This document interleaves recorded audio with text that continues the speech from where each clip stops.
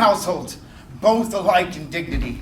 In fair Verona, where we lay our scene, where ancient grudge breaks to new mutiny, where civil blood makes civil hands unclean. From forth the fatal loins of these two foes, a pair of star-crossed lovers take their life, whose misadventured, piteous overthrows do with their death bury their parents' strife. The fearful passage of their death-marked love, and the continuance of their parents' rage, which but their children's end naught could remove, is now the 2 hours' traffic of our stage, the which if you with patient ears attend, but here shall miss, our toil shall strive to mend.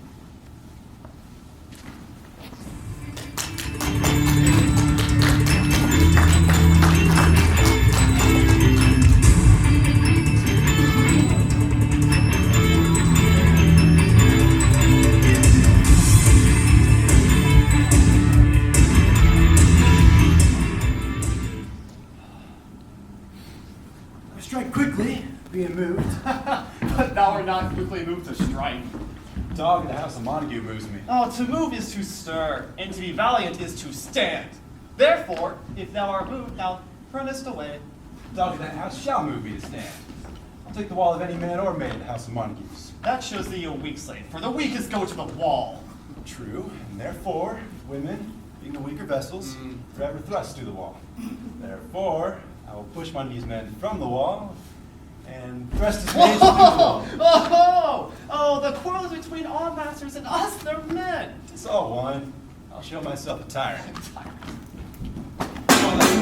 Here comes through the house of the Montague. I think a weapon is out. Quarrel, I will back thee. How? Turn thy back and run. Fear me not. I'll bite my thumb at them. Just disgrace them if they bear it. You bite your thumb at us, sir. I do bite my thumb, sir. You bite your thumb at us, sir! It's the law of our side if I say aye. No. No, sir. I don't bite my thumb at you, sir. But I do bite my thumb, sir. Do you quarrel, sir? Quarrel, sir? No, sir. Well, if you do, sir, I am for you. For I serve as good a man as you. No better. Well, sir. Say better. Here comes one of my master's kinsmen. Yes, better, sir. Why? Draw, you be men. Gregory, remember thy swashing blood. Come on! Come at you! Hard fools! You know not what you do! Art thou drawn among these hard times? Turn thee, Benvolio, and look upon thy death. I do but keep the peace. Put up thy blades, or managing to part these men with me. What? Drawn and talk of peace. I hate the word, as I hate hell, all Montagues and thee. Have at the coward!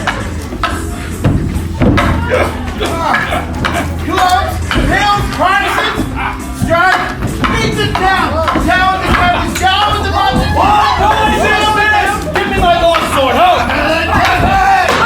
I say, old Montague is coming, flourish with his blade in spite of me! Stir up, look to seek the foe! Rebellion subjects! Enemies to peace! Preparing for the service of What ho, you men, you beasts that quench the fire of your pernicious rays of purple fountains issuing from your veins! On pain of torture, from those bloody hands, throw your mistempered weapons to the ground and hear the sentence of your moved prince. 3 civil brawls, bred of an airy word by thee, old Capulet and Montague, have thrice disturbed the quiet of our streets, and made Verona's ancient citizens cast by their graves beseeming ornaments. To wield old partisans in hands as old, cankered with peace to part your cankered hate. If ever you disturb our streets again, your lives shall pay the forfeit of the peace. At this time, the rest of you away. You, Montague, Capulet, you shall come with me. And Montague, come you this afternoon to hear our further pleasure in this matter. To old Freetown, our common judgment place. Once more, on pain of death, all men depart. Ow! set this ancient cause to reproach. Speak, nephew. Were you by when this began? I drew to part them, but in the instant came the fiery Tybalt with his blade prepared. Oh, where is Romeo? Seen you him today? Right glad I am is not this Madam, an hour before the worshipped sun peered forth the golden window of the east, so early walking did I see your son, but I drew toward him, but he was ware of me and stole into the covert of the woods. Many a morning hath he been seen with his tears augmenting the fresh morning dew. Private in his chambers pens himself, shuts up the window, locks far daylight out, and makes an artificial night for himself. Black and pretentious must his humor prove, unless good counsel make the cause remove. My noble uncle, do you know the cause? I neither know of it nor can learn from him. Have you importuned him by any means? Both myself and his many friends, but he, his own affection's counselor is to himself, I cannot say how true. And to himself, so secret and so close, so far from sounding and discovery, as is the bud when bit by the envious worm, ere could spread its sweet leaves through the air, or dedicate himself to the sun. Could we but learn from whence his sorrow grow, we would as willingly give cure as no. See where he comes. So please you step aside. I'll know his grievance. There'll be much tonight. Will thou wert so happy for thy stay here to shrift. Come, madam, let's away. Hey, good morrow, cousin. Even so, is the day so young? But news struck 9. Ay me, sad hours seem long. Was that my father that went hence so fast? It was. What sadness lengthens Romeo's hours. Not having that which having makes them short. In love? Out Of love? out of her favor where I'm in love. Oh, alas that love, so gentle in his view, should be so tyrannous and rough in proof. Alas, that love whose muffled still should without eyes see pathways to his will. Where should we dine? Oh me, what fray was here? That Yet tell me not, for Okay. I've heard it all. Here is much to do with hate, but more with love. I know brawling love, oh loving hate, or anything of nothing first create. Heavy lightness, serious vanity, shaping chaos of well-seeming forms. Dost thou not laugh? Oh no, cuz. I'm rather weep. Good heart at what?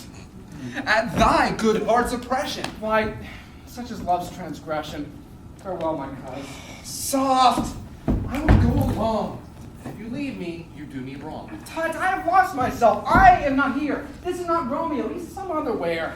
Tell me in sadness, who is it you love? What, shall I groan and tell thee? Groan? Why, no. But sadly, tell me who. Did a sick man in sadness make his own will? Mm-hmm. Oh, word ill urged to one that is so ill. In sadness, cousin, I do love a woman. I aim so near when I suppose you A love. right fair mark, and she's Oh. fair I love. All right, fair mark, fair cousin, as soon as that. Will I not hit you, miss? Shall not be hit with Cupid's arrow. She hath Diane's wit. In a strong proof of chastity well armed, from love's weak childish bow she lives unharmed.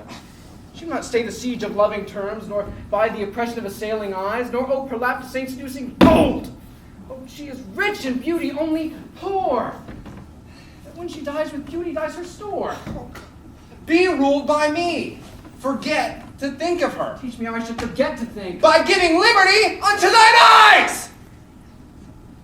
Examine other beauties. Farewell. Canst not teach me to forget. I'll pay that doctrine or die in death. But Montague is bound, as well as I, in penalty alike. And 'tis not hard, I think, for men as old as we to keep the peace. Of honorable reckoning are you both, and 'tis a pity they have been in odds for so long. But now, my lord, what say you about my suit? But saying o'er what I have said before, my child is yet a stranger in this world. Let 2 more summers wither in their pride, ere we may think her ripe to be a bride. Younger that she be happy, mother's maid. And too soon marred are those too early made. The earth hath swallowed all my hopes, but she is the hopeful lady of my earth. But woo her, gentle Paris, get her heart. My will to her consent is but a part, and she agree within her scope of choice, there lies my consent and fair according voice.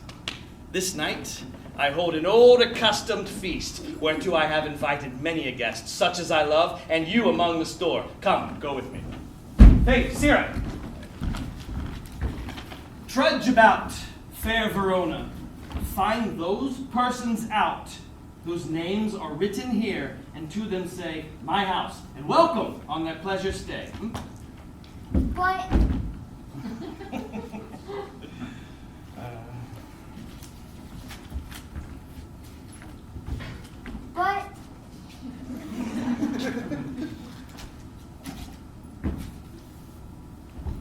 But I can't read. Tut, man! One fire burns and another's burning. One pain is lessened by another anguish. Take thee some new infection to thine eye, and the rank poison of the old will die. Gaudy God. I pray, sir, can you read? I, my own fortune and my misery. Perhaps you have learned without book, but I pray, can you read anything you see? I, if I know the letters in the language. You say honestly, rest you Mary. Stay, fellow, I can read. Signor Martino and his wife and daughters. Count Anselmi and his beauteous sisters. They are. The lady widow of Atravio? No. Ugh. Signor Placentio and his, lovely nieces. Truly. Mercutio, yeah. Brother Valentine, really? I don't know why he invites him. My uncle Capulet, his wife and daughters. My fair niece Rosalind. Livia, Signor Valencio and his cousin Tybalt, Lucio and the lively Helena. She's Interesting. A fair assembly. Whither should they come? Up, Whither? to our house. Whose house? My master's. Indeed, I should have asked you that before. Now I'll tell you without asking. My master is a great rich Capulet, who now that the house of Montague I pray. Come and crush a cup of wine. Rest you Mary.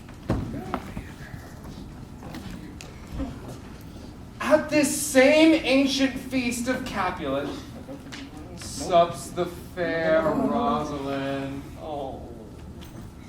whom thou so lovest, with all the admired beauties of Verona.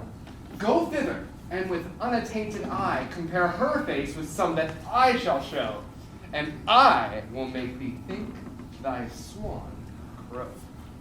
Fairer than my love. The all-seeing sun ne'er saw her match since first the world begun. I'll go, being no such sight to be shown, but to rejoice in the splendor of mine own.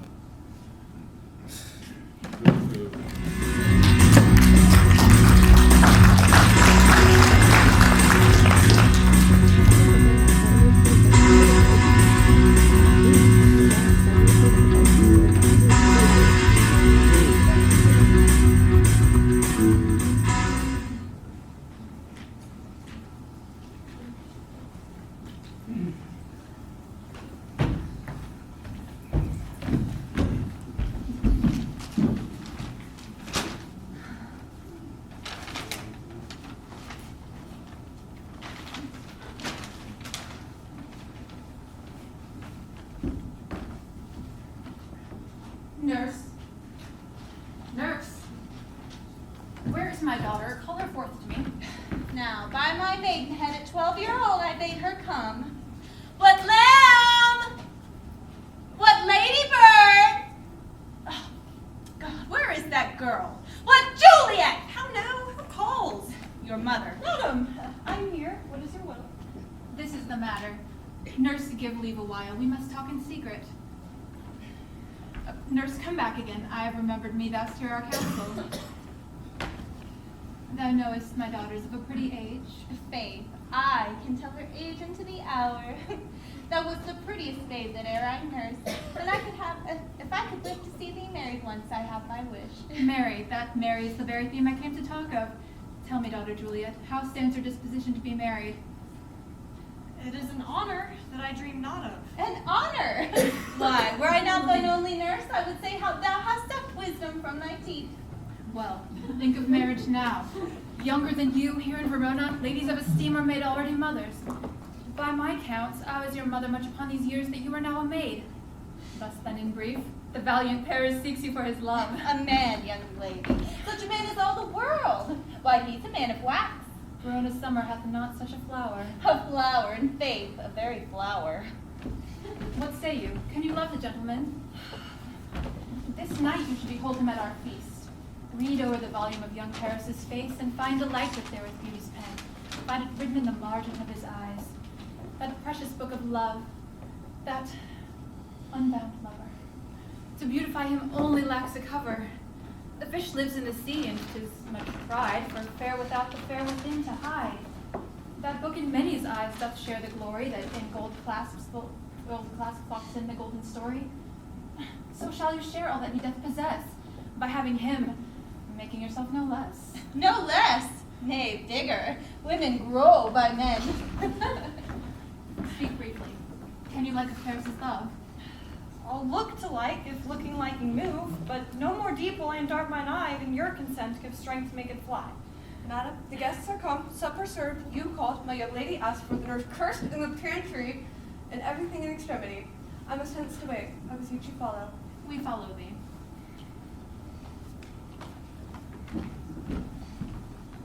Juliet, the county stays. Go, girl. Seek happy nights to happy days.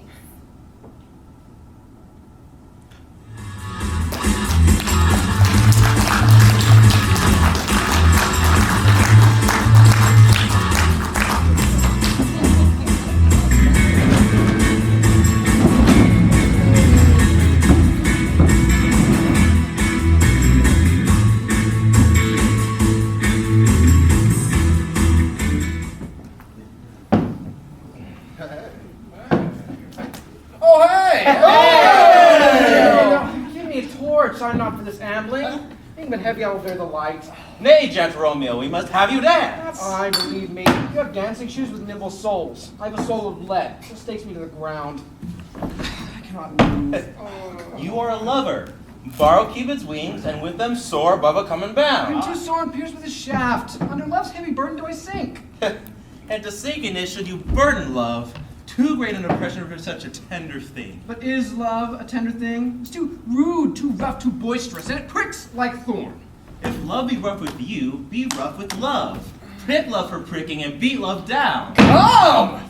Knock and enter! And no sooner in, but every man taken to his land. Yeah. Oh, the game was ne'er so fair, and I am done. Done's the mouse, the constable's very own word. If thou art done, we'll draw thee from the mire of this Sir Reverend's love, wherein thou stickst up to the ears. Come, we burn daylight. Oh! Nay, 'tis not so.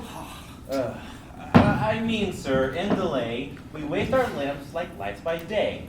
Take our good meaning, for our judgment sits 5 times ere once in our 5 wits. And we mean well in going to this mask, believe me. But 'tis no wit to go. Why, may one ask? I dreamed a dream tonight. So did I. Well, what was yours? That dreamers often lie. Bed asleep while they do dream things, true. Uh-huh. Oh, then. I see. Queen Mab hath been with you. She is the fairy's midwife, and she comes in a shape no bigger than an agate stone on the forefinger of an alderman, drawn by a team of little atomies athwart men's noses as they sleep. Wagon spokes, made of long spider's legs. The cover of a grasshopper's wings. The traces of the smallest spider's web. The collars of the moonshine's watery beams. Her whip of cricket's bones, the lash of film. The wagoner, a small gray coaty gnat, not so big as a round worm plucked off the lazy finger of a maid. Her chariot, an empty hazelnut made by the joiner squirrel or the old grub. Time out of mind, the fairies' coachmakers. And in this state she gallops night by night through lovers' parades, and they dream of love. Over courtiers' knees, and they dream on curtsies straight. Or a lawyer's fingers, and they straight dream on thieves.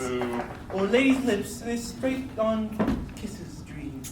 which oft the angry mab plagued with blisters, because her breath with sweetmeats tainted are.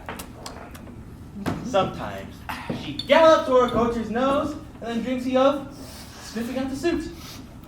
Sometimes she comes with a toothpick's tail, tickling a person's nose as it lies asleep, and then dreams he of another benefit. Oh. Sometimes she driveth o'er a soldier's neck, and then dreams he of cutting foreign throats, or breeches, emboscados, Spanish plague, or else 5 fathoms deep. And then, all of a sudden, drums in his ear, at which he starts and waits, and then being thus frightened, swears a prayer or two, and then sleeps again. Yeah, This here is we the go. very map that plots the manes of horses at night, and bakes the elf flocks in foul, haggish hairs. This is the hag when maids lie on their backs that presses them, and learns them first to bear, making them women of good carriage. This is she. Please, Mercutio, thou talkst of nothing. True. I talked of dreams, which are the children of an idle brain, begot of nothing but vain fantasy, which is as thin of substance as the air, and as inconsistent as the wind, who woos even now the frozen bosom of the north, and then being thus angered, puffs away from thence, turning his face to the dew-dropping south. Oh, this wind you talk of blows us from ourselves. Supper is done, and we shall come too late. I fear too early. My mind misgives some bitter consequence, yet hanging in the stars, shall begin his fearful date with tonight's revels.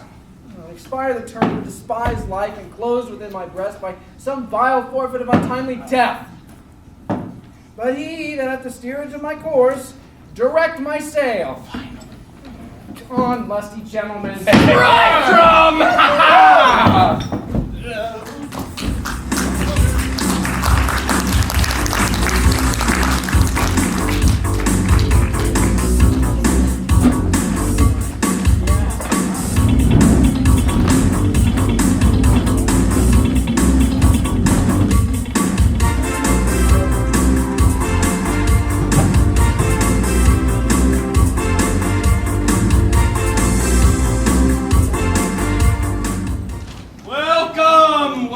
Gentlemen, ladies that have had their toes unplagued with corns shall have a bout with you.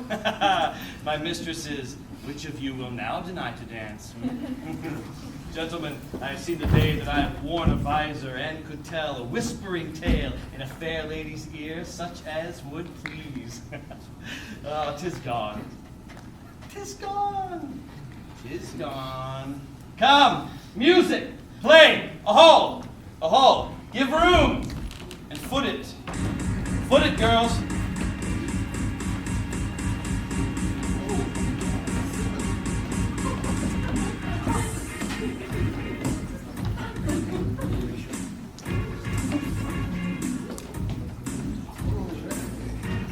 Who is that? Doth enrich the hand of yonder knight? I know not, sir. Oh, she doth teach the torches to burn bright. Seems she hangs upon the cheek of night like a rich jewel in Ethiop's ear. Beauty too rich for use, for earth too dear. Did my heart love till now? Oh, forswear its sight, for I ne'er saw true beauty till this night. But his voice should be a Montague. Where's my weapon, boy? What dare the slave come hither dressed with antic face to fleer and scorn our solemnity? Now by the stock and honor of my kin, strike him dead, I hold it not a sin. How now, kinsman? Wherefore storm you so? Uncle, that is a Montague, a villain, our foe that has hither come in spite, to fleer and scorn our solemnity tonight. Young Romeo, is it? 'Tis he, that villain Romeo. Content thee, gentle cuz. Let him alone. He bears him like a portly gentleman, and to say truth, Verona brags of him to be a virtuous and well-governed youth. I would not, for all the wealth in the town, here in my house, do him disparagement, and for be patient. Take no note of him. It is my will, the which if thou respect, show a fair presence, and put off these frowns and ill-beseeming semblance for a feast. Fits with such a villain as a guest. I'll not endure him. He shall be endured. Oh, what? Goodman boy, I say he shall. Go to. Am I the master here or you? Go to. Or you'll not endure him. God shall mend my soul. You'll make a mutiny among my guests. My uncle, 'tis a shame. Be quiet. Or more light. More light for shame. I'll make you quiet. What? Cheerily, my heart. Cheerily. Cheerily. I will withdraw. But this intrusion, now seeming sweet, shall soon convert to bitter gall. Wow, if I may profane with my unworthiest hand this holy shrine, the gentle fine is this. My lips to blushing pilgrims ready stand to smooth that rough touch with a tender kiss. Good pilgrim, you do wrong your hand too much, which mannerly devotion shows in this. For saints of hands that pilgrims' hands do touch it, palm to palm is holy palmer's kiss. And not saints' lips and holy palmers too. I, pilgrim, lips they misuse in prayer. But lips do what hands do, dear saint. They pray, grant thou, lest faith turn to despair. Saints do not move, though grant for prayer's sake. Then move not. My prayers affect thy state. As from my lips by yours, my sin is purged. Then have my lips the sin that they have took. Sin from my lips? Past sweet years, my sin again. You kiss by the book. Madam, your mother craves a word with you. What is her mother? Mary, bachelor. Her mother is the lady of the house. Is she a Catholic? Oh, dear Count, my life is in my foe's debt. Hey, away be gone! Hey, gentlemen, prepare not to be gone. We have a trifling, foolish banquet toward. Ah, is it even so? Why, good night, gentlemen. Good night, honest gentlemen. Good night. Good night, honest gentlemen. Come. Out to bed. By my faith, it waxes late. I'll to my rest. Nurse, what's he that follows there that would not dance? I know not. Go ask his name, if he be married. My grave is like to be my wedding bed. His name is Romeo, and a Montague, the only son of your great enemy. My only love, sprung from my only hate. Too early seen and known too late. Prodigious birth of love it is to me that I must love a loathed enemy. What's this? What's this? A rhyme I learned even now of when I danced with all. Juliet! Come, let's away. The strangers are all gone.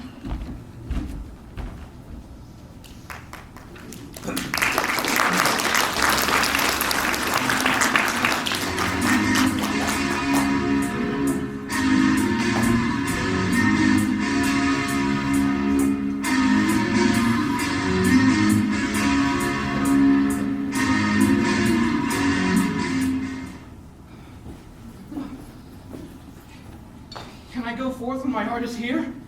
Oh, turn back, dull earth, and find thy center out. Romeo! My cousin Romeo! He is wise, and on my lie hath stolen him home to bed. He ran this way. Call, good Mercutio. Nay, I'll conjure too. Romeo, humorous, madman, passion lover, appear to us in the likeness of a sigh. Speak but one rhyme and I am satisfied. I conjure thee by Rosalind's bright eyes, by her high forehead and her scarlet lip, by her fine foot, straight leg, and quivering thighs, and all the maids that adjacent lie, that in thy likeness thou appear to us.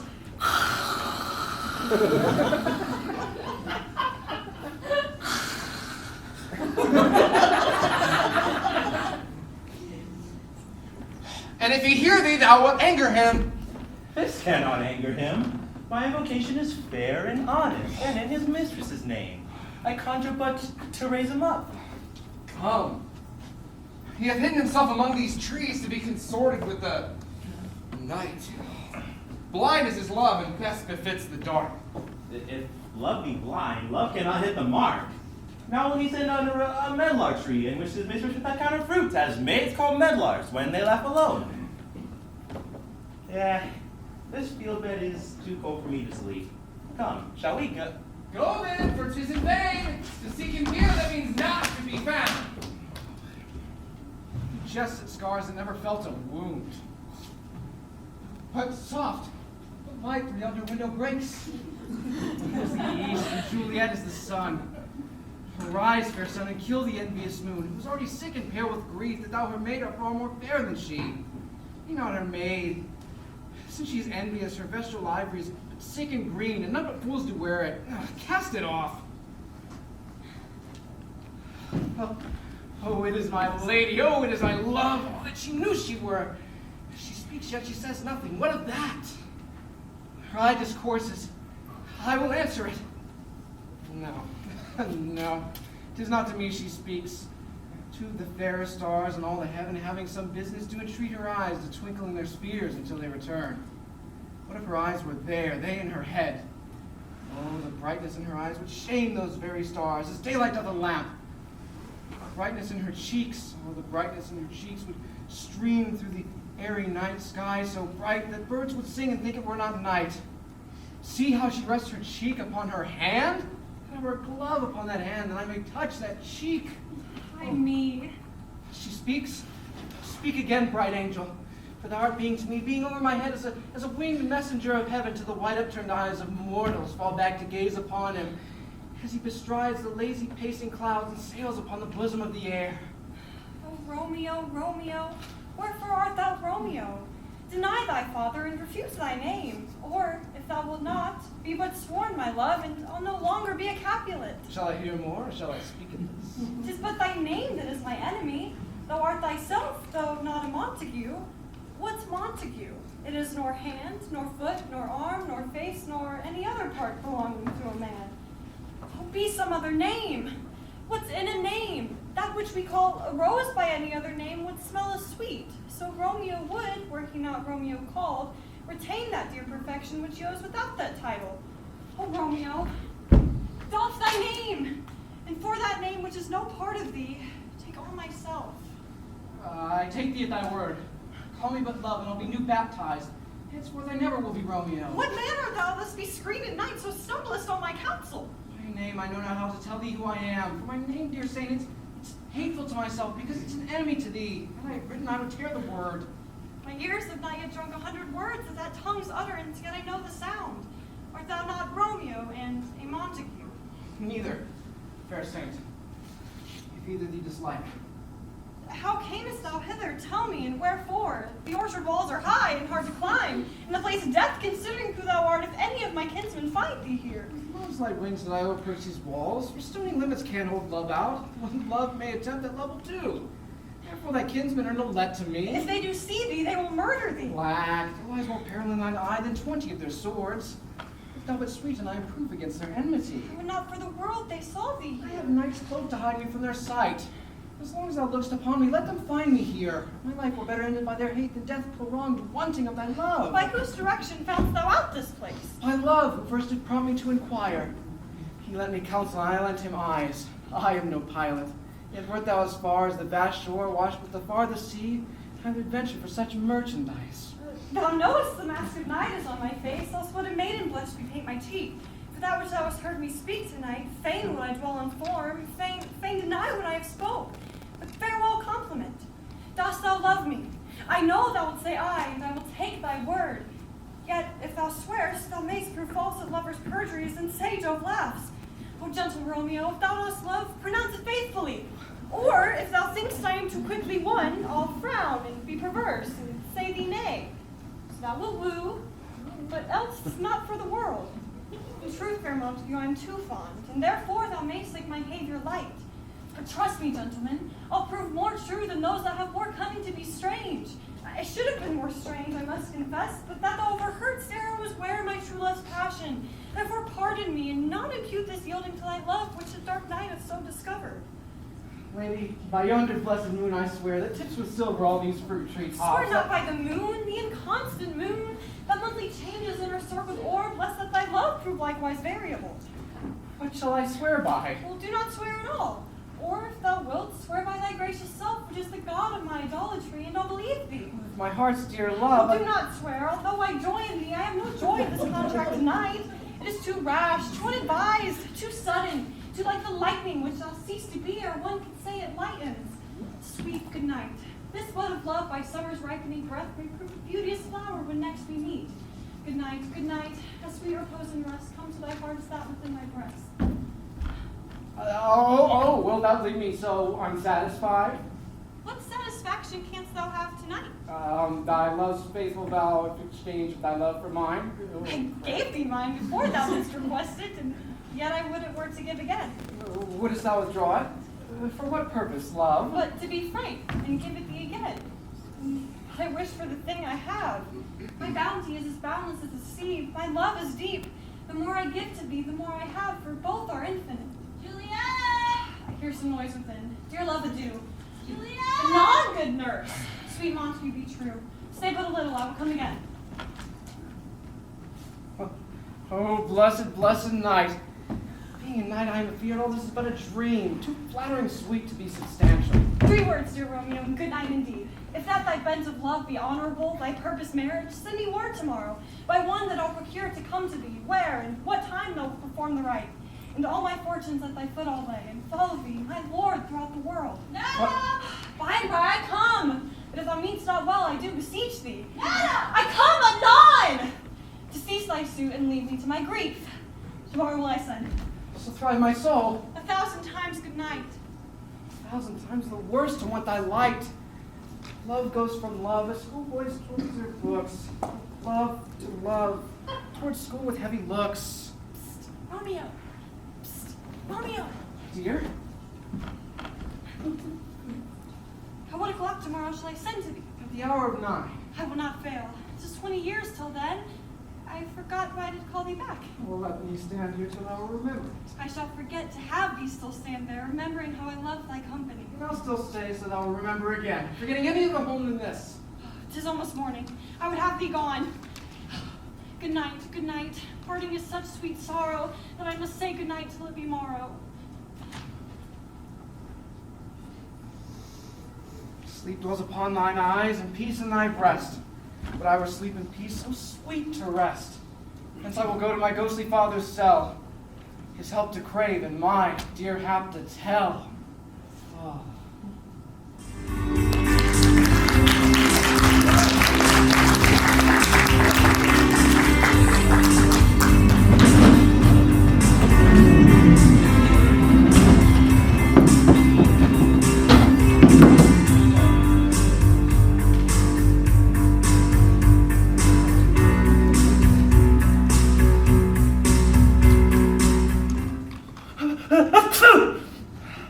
Oh, mickle is the powerful grace that lies in herbs, plants, stones, and the true qualities.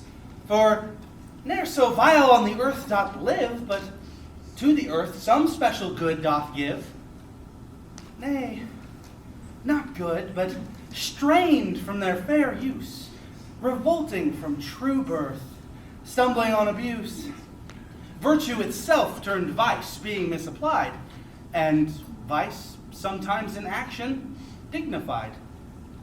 Within the infant rind of this small flower, poison hath residence, and medicine power. Good morning, Father. Benedice. Benedice. What, early tongue, so sweet salute me, huh? Young son, it argues a distempered head to so soon bid good morrow to thy bed. Or, if it's so, here I hit it right. Our Romeo hath not been to bed this night. Well, the last was true. The sweeter rest was mine. God pardon sin! Wast thou with Rosalind? No, with Rosalind, my ghostly father. No! I've forgotten that name and that name as well. There's a good son, but where hast thou been then? Oh, I'll tell thee, ere thou askest me again. I've been feasting with mine enemy, where on a sudden one hath wounded me. That's upon me wounded, not literally, no. Oh, but I bear no hatred, blessed man, for lo, my intercession likewise stands my foe. Be plain, good son, and homely in thy drift. Riddling confession moves to riddling shrift, huh? Well, then plainly know my heart's dear love is set on the fair daughter of rich Capulet. As mine on hers, so hers on mine, and save what thou must combine by holy marriage. When and where and how we met, we wooed and made exchange of vow. I'll tell thee as we pass, but this I pray, that thou consent to marry us today. Holy Saint Francis! What a change is here! Is Rosalind, who thou didst love so dear, so soon forsaken? Men's love then lies not truly in their hearts, but in their eyes. I know, if I remember correctly, Father, thou chidest me off for loving Rosalind? For doting, not for loving, pupil mine. Try not. She whom I love now doth grace for grace and love for love allow. The other did not so, you see. Come on. Oh, she knew well thy love could read by rote, oh, Rosalind, but could not spell, huh? Come, young waverer. In this respect, I thy assistant be. For this alliance may so happy prove to turn your household's rancor to pure love, huh? Oh, let us hence. I stand on sudden haste. Ooh, wisely and slow. They stumble that run fast. Yeah.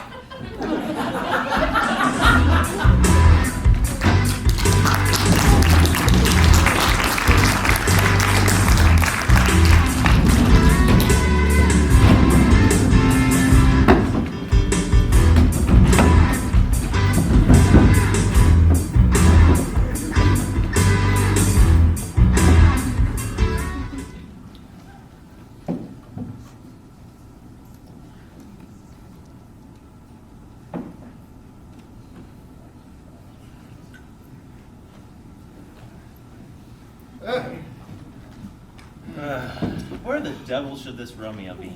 Came he not home tonight? Not to his father's. Spoke with his man. That same pale, hard-hearted wench, that Rosalind, torment him so, and he will sure run mad. Oh, Tybalt, the kinsman of old Capulet, had sent a letter to his father's house. A challenge on my life. Romeo will answer it. Well, any man that can write may answer a letter. Nay, he will answer the letter's master how he dares, being dared. Alas, poor Romeo. He's already dead.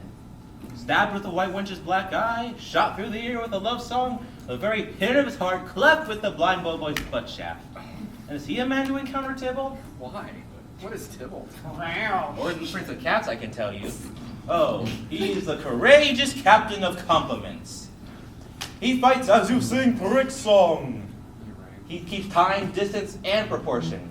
Rest me his minimum rest, 1, 2, and the third in your bosom. The very butcher of a silk button. A duelist, a gentleman of the very first house, of the first and second cause. Ah, the immortal passado, the punto reverso, the high. Hey! The what? The box of such antic, lisping, affecting fantasticums. These new tuners of accents.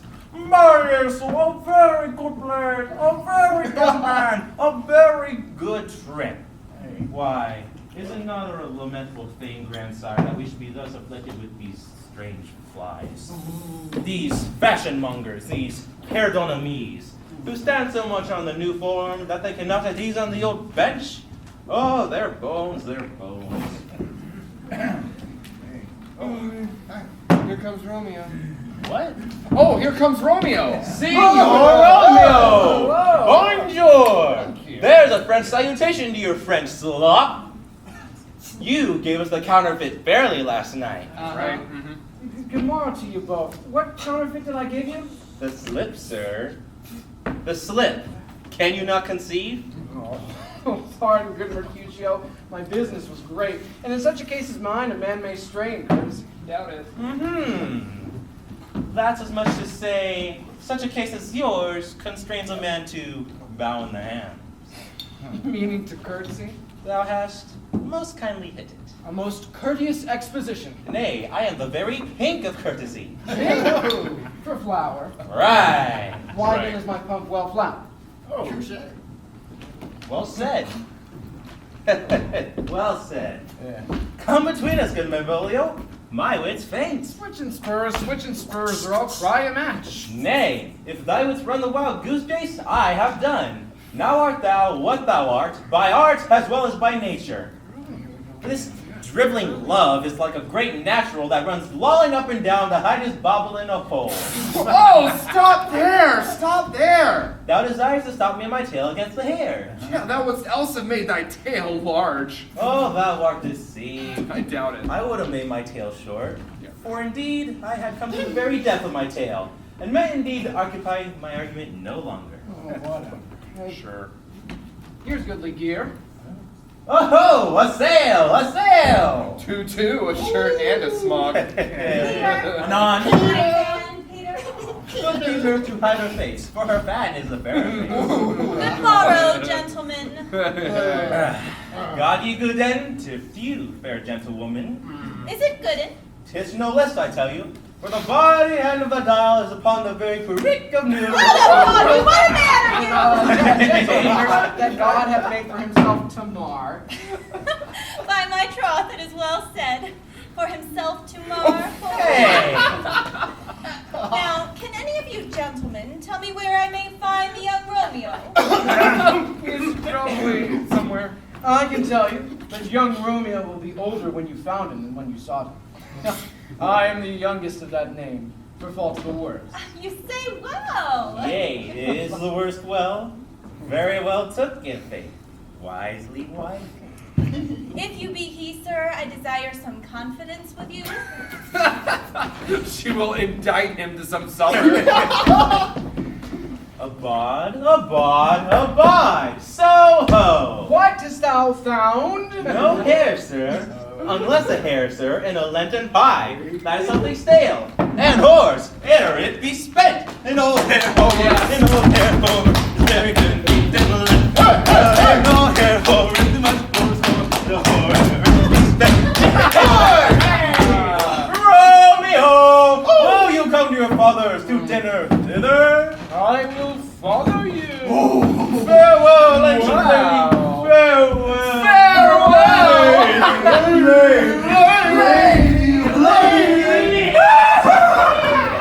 Mary, farewell. Who was that saucy merchant so full of his own roguery? Gentleman nurse that loves to hear himself talk, and will speak more in a minute than he will stand to in a month. Before God, I am so vexed that every part about me quivers. Scurvy knave. Now, as I have told you, sir, my lady bade me inquire you out. What she bade me tell you, I will keep to myself. But first, let me tell you, if he should lead her into a fool's paradise, as they say, 'twere a very gross kind of behavior, as they say. For the gentlewoman is young. Therefore, if you should deal double with her, truly it were an ill thing to be offered to any gentlewoman, and a very weak dealing. Nurse, commend me to thy lady and mistress. I protest that- Good heart and faith. I will tell her as much. Lord, she will be a joyful woman. Well, what wilt thou tell her, nurse? Thou dost not mark. I will tell her, sir, that you do protest. That which I take it is a gentlemanlike offer. Oh, better devise some means to come to Shrift this afternoon, and there at Friar Lawrence's cell she shall be shrived and married. A moment, nurse. Here is for thy pains. No, sir. Not a penny. Oh, go to. I say you shall. This afternoon, sir, well, she will be there. And stay, nurse, behind the abbey wall, for within the hour my man shall bring thee cords made like a tackled stair, which to the high-top gallant of my joy shall be my convoy in the secret night. Farewell. Commend me to thy mistress, and I'll quit thy pain. God Farewell. bless thee. Hark ye, sir! What sayest thou, my nurse? You took all my money. Is your man secret? Do you ne'er hear it say, two may keep counsel, putting one away? I warrant thee, my man's true as steel. Well, my mistress is the sweetest lady. Why, when 'twas a little prating thing. Oh, There is a nobleman, one Paris, who would fain lay knife abroad, but she, as lief see toad, a very toad as see him. I anger her sometimes and tell her that Paris is the proper man, but I'll warn you, when I do so, she turns as pale as any clout in the versal world. Does not Rosemary and Romeo begin both with a letter? Nurse, commend me to thy lady. Aye, 1,000 times. Peter! Come on. Take my fan, Peter, and go before, and apace.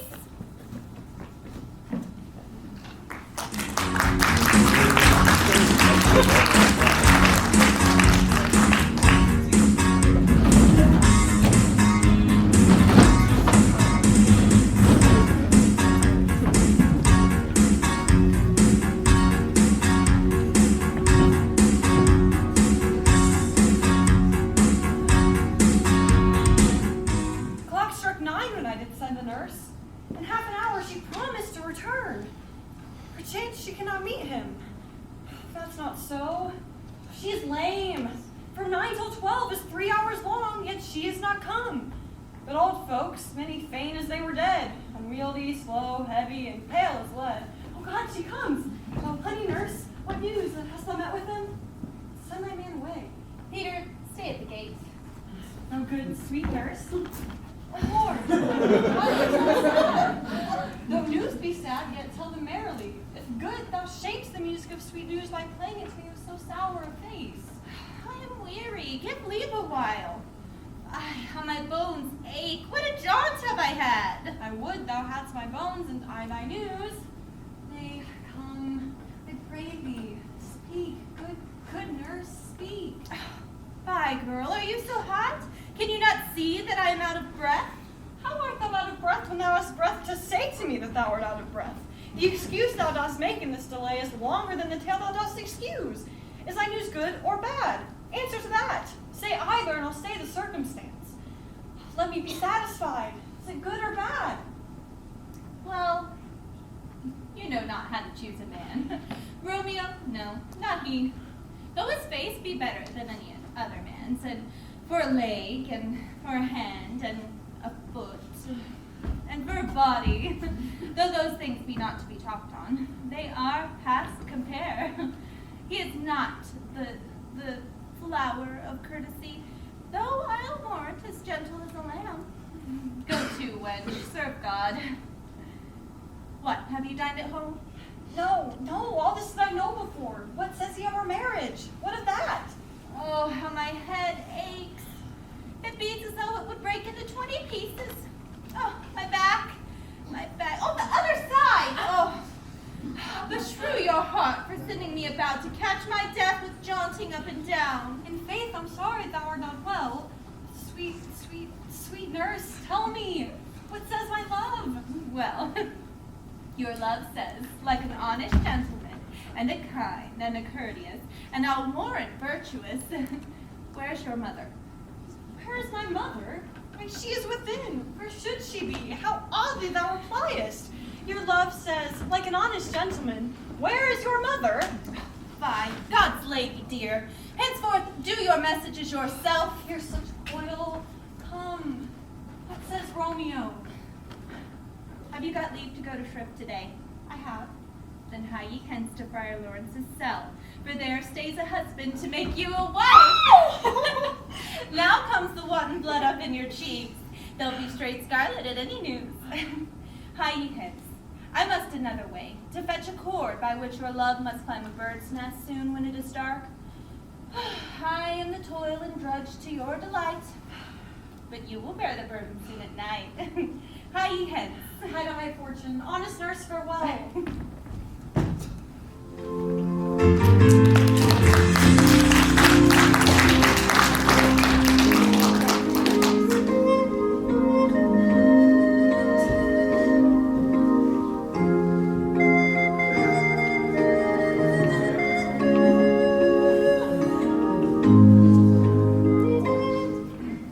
Oh, so smile the heavens upon this holy act. Ooh, that after hours with sorrow chide us not. Amen. But come what sorrow can, it cannot countervail the exchange of joy that one short minute gives me in her presence. Do thou but close our hands with holy words, and let love devouring death do what he dare. It's enough that I may call her mine. Oh, these violent delights have violent ends, and in their triumph die, like fire and powder, which as they kiss consume.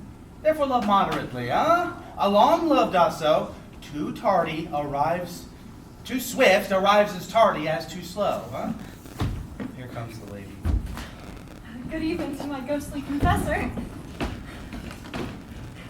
Romeo shall thank thee, daughter, for us both. Come, come, we will make short work, for by your leaves you two shall not be alone, huh? Until Holy Church incorporates two in one.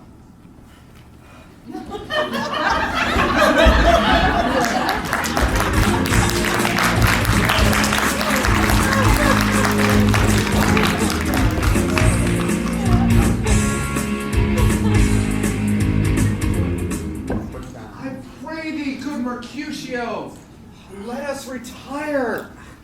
The day is hot, the Capulets abroad, and if we meet, we'll not escape a brawl. For now, these hot days is the mad blood stirring.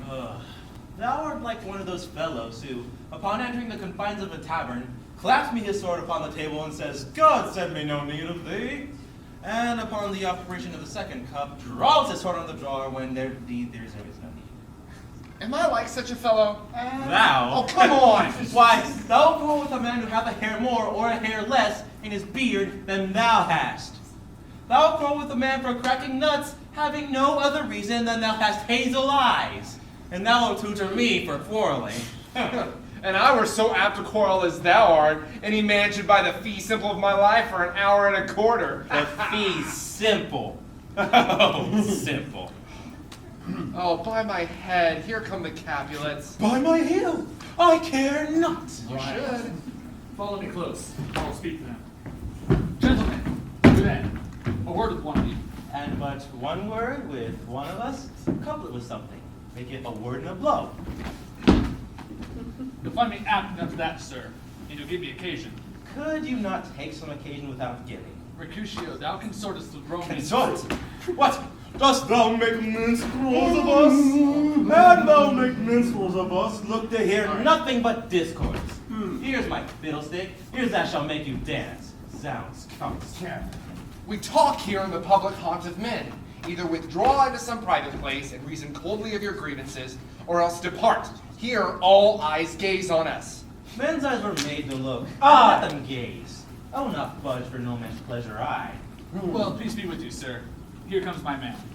But I'll be hanged, sir, if he wear your livery. Marry, go for the field. He'll be your follower. Your worship in that sense we call him man.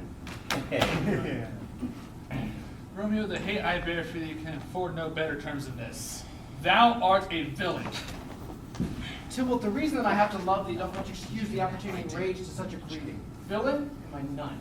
Therefore farewell. See thou knowest me not. Boy, this shall not excuse the injuries thou hast done to me. Therefore turn and I draw. do protest, I never injured thee, but love thee better than thou canst devise, so thou shalt know the reason of my love.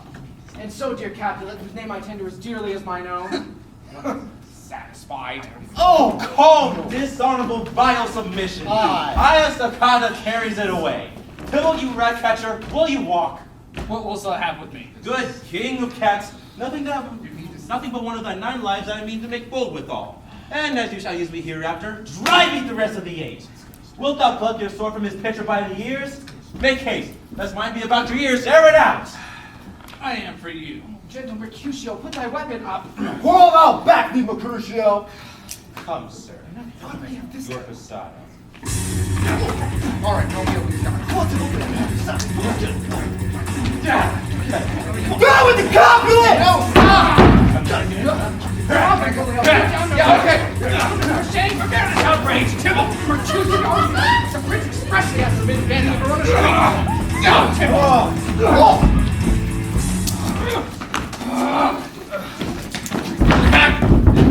Mercutio.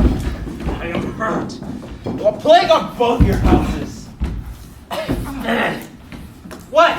Is he gone and hath nothing?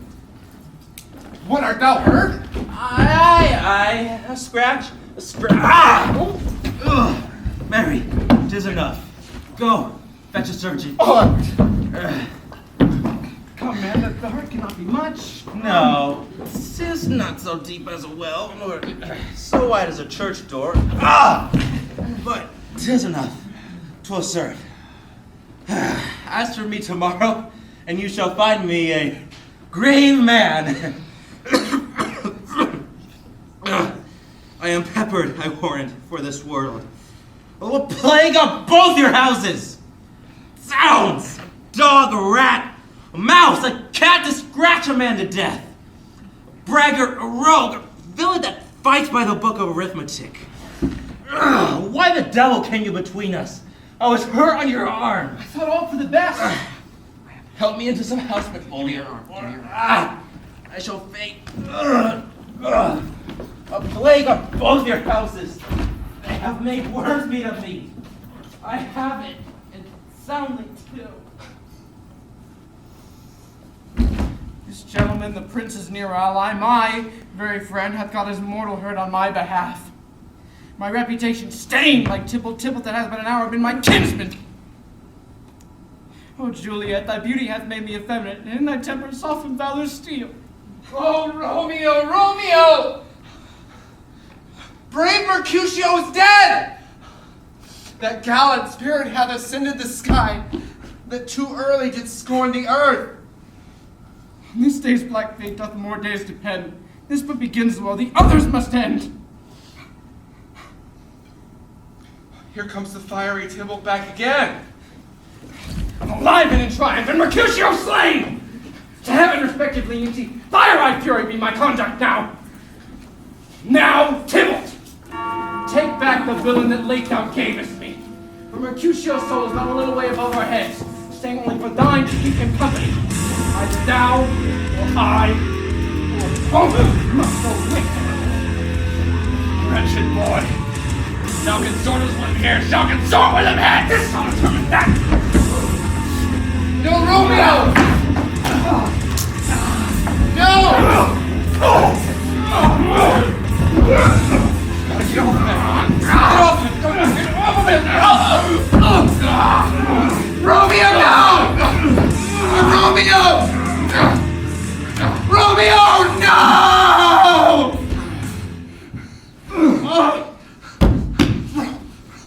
Romeo! Romeo! Away! Away, be gone! The citizens are up, and Tybalt slain. The prince will doom thee death if thou art taken. Hence, be gone! Away! I am fortune's fool. Why dost thou stay? Go! Which way ran he to kill Mercutio? And Tybalt, that murderer, which way ran he? Here lies that Tybalt. Up, sir. Go with me. I charge thee in thy prince's name. Obey. Where are the vile beginners of this fray? My noble prince! I can uncover all! The unlucky manage of this fatal brawl. There lies he, slain by Romeo, that slew thy kinsman, brave Mercutio. Tybalt, my cousin, oh my brother's child, oh prince, oh cousin, husband, oh the blood is spilled to my dear kinsman. Prince, as thou art true, for blood of ours shed blood of Montague. Oh cousin, cousin! Benvolio, who began this bloody fray? Here lies Tybalt, slain by Romeo. Romeo, who spoken fair, bade him bethink how nice the quarrel was, and urged withal your high displeasure. All this spoken with calm breath, gentle look, knees humbly bowed, could not take truce with the unruly spleen of Tybalt, deaf to peace.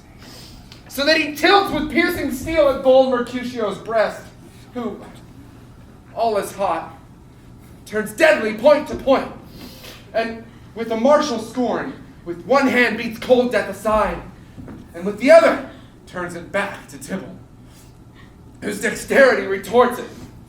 Romeo, He cries aloud, "Hold, friends! Friends, part!" And faster than his tongue, his agile limbs beat down their fatal points, and twixt them he rushes, underneath whose arm an envious thrust from Tybalt hits the life of stout Mercutio, and then he fled. But by and by he comes back to Romeo, who had but newly entertained feelings of revenge. And to it they go like lightning, for ere I could draw to part them was stout Tybalt slain. And as he fell, did Romeo turn and fly. This is the truth, or let Benvolio die. He is a kinsman to the Montague. Affection makes him false. He speaks not true. I beg for justice, which thou, prince, must give. Romeo slew Tybalt. Romeo must not live. Romeo slew him. He slew Mercutio. Who now the price of his dear blood doth owe? Not Romeo, Prince. He was Mercutio's friend. His fault concludes the law should end the life of Tybalt. For that offense, immediately we do exile him hence. I have an interest in your hate's proceeding. My blood for your rude brawls doth lie a-bleeding. But I will immerse you with so strong a fine that you shall all repent the loss of mine. I will be deaf to pleading and excuses, nor tears nor prayers shall purchase out abuses. Therefore use none, but let Romeo hence in haste, else when he's found that hour is his last. Bear hence this body and attend our will. Mercy, but murderers, pardoning those that kill.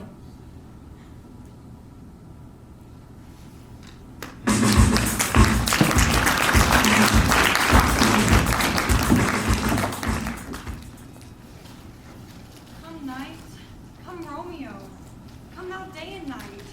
Thou wilt lie upon the wings of night whiter than new snow on a raven's back. Come, gentle night, come, loving, black-browed night, give me my Romeo, and when he shall die, take him and cut him out in little stars, and he will make the face of heaven so fine that all the world will be in love with night, and pay no worship to the garish sun. For I have bought the mansion of love, but not possessed it, and though I am sold, not yet enjoyed. So tedious is this day as is the night before some festival to an impatient child that hath new robes and may not wear them. Oh God, here comes my nurse. She brings news, and every tongue that speaks but Romeo's name speaks heavenly eloquence. Now, nurse, what news? The courts that Romeo did thee fetch? I at the courts. Ay me, what news? Why dost thou wring thy hands? He's dead. He's dead. He's dead. We are undone, lady. We are undone. He's gone. He's killed. He's dead. Can heaven be so envious? Romeo can, if heaven cannot. Oh, Romeo. Romeo, whoever would have thought it? Romeo! What devil art thou that dost torment me thus? This torture should be roared in dismal hell. Hath Romeo slain himself? Say thou but I, and that bare foul eye shall poison more than the death dirty eye of cockatrice. I am not I, if there be such an eye, or those I shut that make the answer I. If he be slain, say I, or if not, no. Brief sound determined of my weal or woe. I saw the wound. I saw it with mine eyes, had saved the mark here upon his manly breast. A piteous corpse.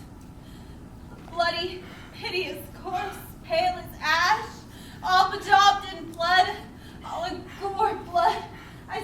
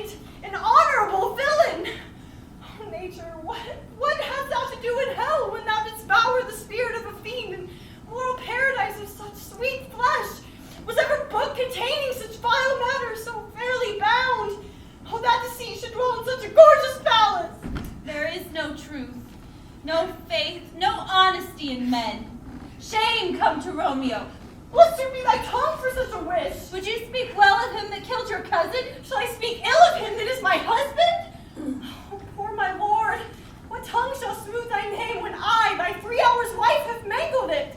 But wherefore, villain, didst thou kill my cousin? That villain cousin would have killed my husband. Oh, back, foolish tears, back to your native spring. Your tributary drops belong to woe, which you, mistaking, offer up to joy. My husband lives, that Tybalt would have slain, and Tybalt's dead, that would have slain my husband. All this is comfort. Wherefore weep I then? Some word there was, worser than Tybalt's death that murdered me. I would forget it fain, but oh, it presses to my memory like damn guilty deeds to sinners' minds. Tybalt is dead, and Romeo banished, that one word banished, has slain 10,000 Tybalts. Oh, Tybalt's death was woe enough if it had ended there. Or if sour woe delights in fellowship, it neatly will be ranked with other griefs. Why followed not when she said Tybalt's dead, thy father, or thy mother, nay, or both, which modern limitations might have moved, but with the rearward following Tybalt's death, Romeo is banished. To speak that word is father, mother, Tybalt, Romeo, Juliet, all slain, all dead. Romeo is banished. There is no end, no limit, measure bound in that word's death. No words can that woe sound. Where is my mother and my father, nurse? Weeping and wailing over Tybalt's corpse. Will you go to them? I will bring you thither. Wash thy his wounds with tears. Mine shall be spent when theirs are dry for Romeo's banishment. Take up those cords. Poor ropes, you are beguiled, both you and I, for Romeo is exiled. He made you for a highway to my bed, but I am maid and widow. Come, cords, come, nurse, all to my wedding bed, and death not Romeo, take my maidenhead. I'll find Romeo to comfort you. I wot well where he is. Hark, your Romeo will be with you tonight. He is hid at Friar Lawrence's cell. I'll find him. Give this ring to my true knight. Bid him come to take his last farewell.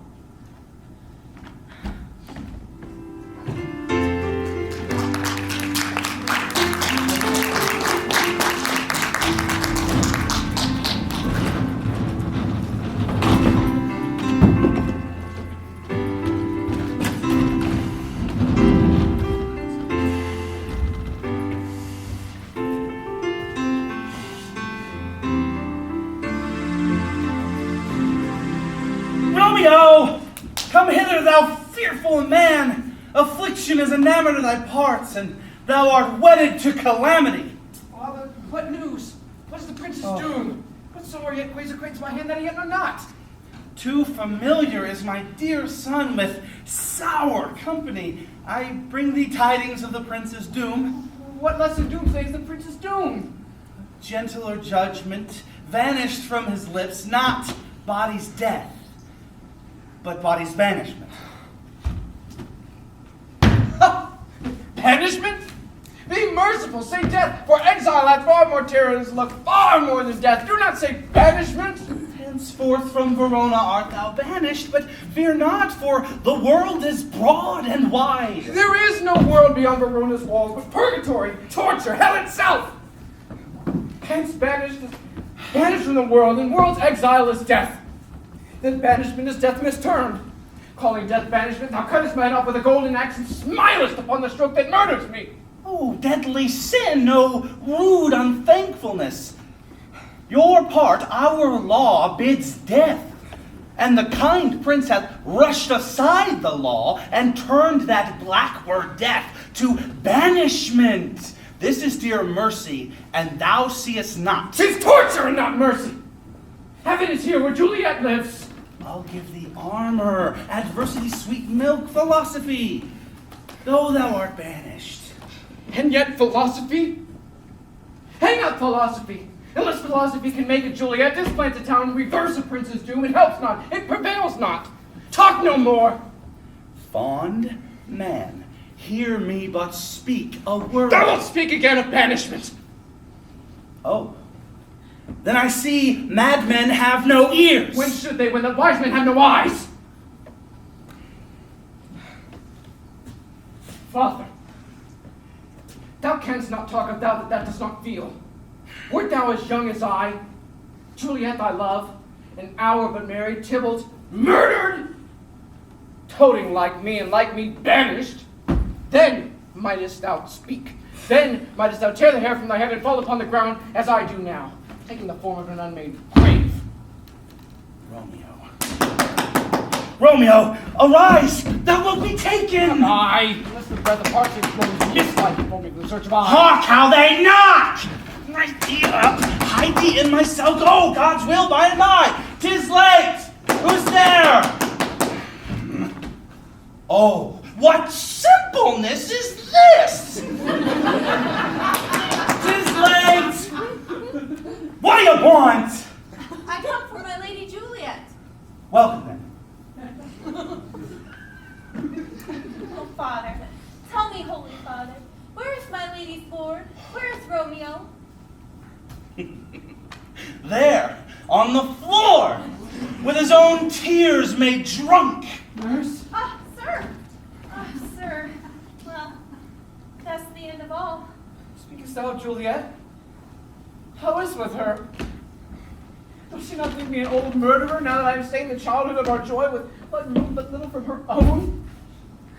What says she, and how does she? What says my concealed lady to our cancelled love? She says nothing, sir, but lays upon her bed, and then starts up again, and then on Tybalt calls, and on Romeo cries, and then falls down again. As if that name, shot from the deadly level of a gun, did murder her, that name's cursed hand did murder her kinsman. Tell me, friar, tell me, in what vile part of this anatomy doth my name lodge? Tell me that I may sack the hateful mansion. Hold thy desperate hand! Art thou a man? Thy form cries out thou art. Thy tears are womanish. Thy acts denote the unreasonable fury of a beast. Unseemly woman in a seeming man, or ill-beseeming beast in seeming both. Thou hast amazed me. By my holy order, I thought thy disposition better tempered. Hast thou slain Tybalt? Wilt thou slay thyself and stay thy lady that lives in thee by doing damned hate upon thyself? Why railst thou on thy birth when the heaven and the earth and birth all three do meet in thee at once, which thou at once would lose? Fie! Fie, man!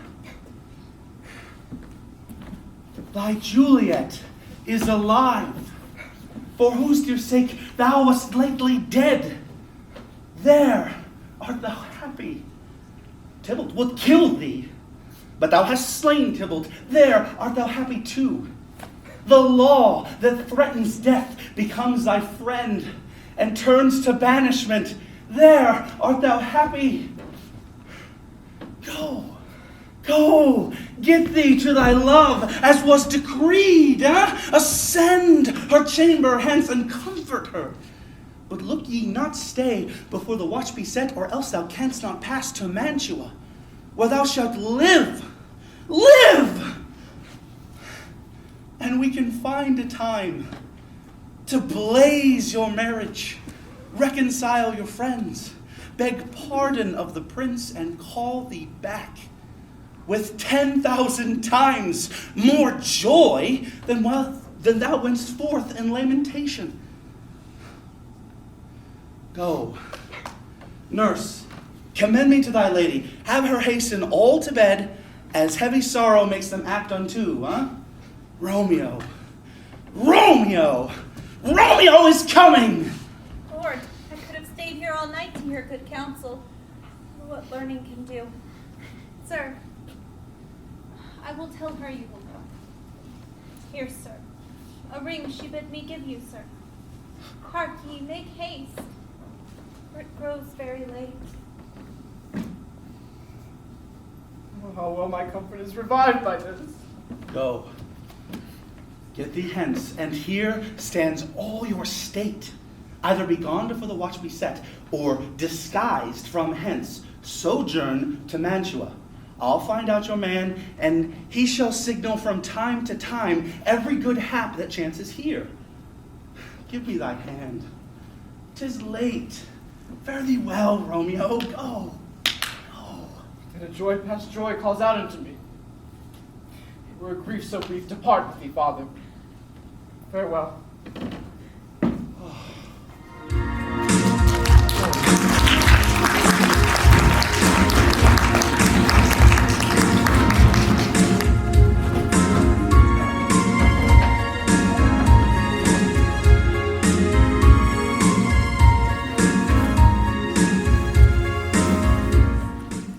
Things have fallen out, sir, so unluckily that we have had no time to move our daughter.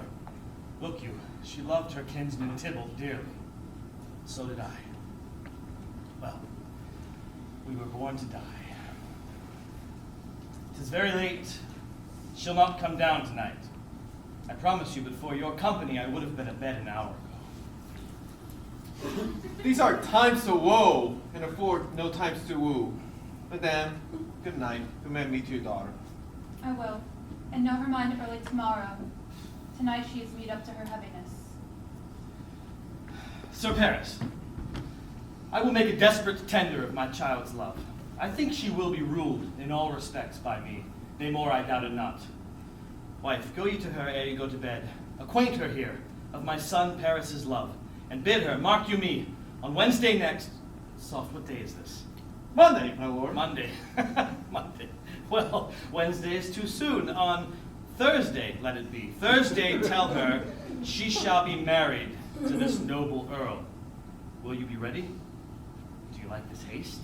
What say you to Thursday? My lord, I would. Thursday or tomorrow. Well, get you gone. On Thursday be it. Go you to Juliet ere you go to bed. Prepare her wife against this wedding day. Farewell, my lord. Light to my chamber, hope. Afore me. It is very, very late that we may call it early by and by. Good night.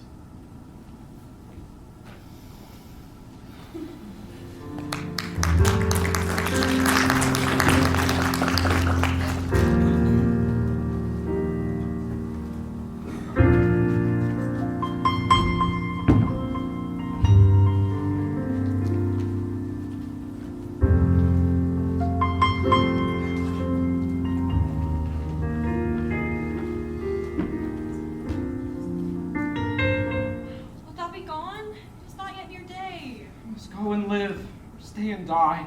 Yon light is not daylight. I know it. It is some meteor that the sun exhales, to be to thee this night a torchbearer, and light thee on thy way to Mantua. Therefore stay yet. Thou needst not to be gone. Let me be ta'en. Let me be put to death. I am content, so thou wilt have it so.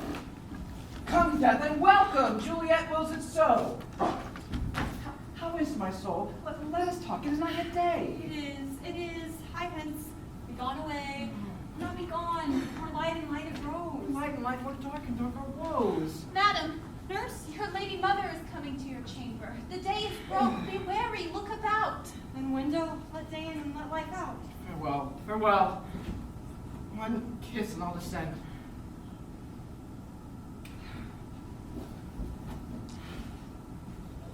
Art thou gone so? Love? Lord? Thy husband? Friend? I must hear from thee every day and the hour, for in a minute there are many days. By this count I shall be much in years ere I again behold my Romeo. Permit no opportunity that will convey my greeting, my love to thee. Oh, thinkst thou we shall ever meet again? I doubt it not.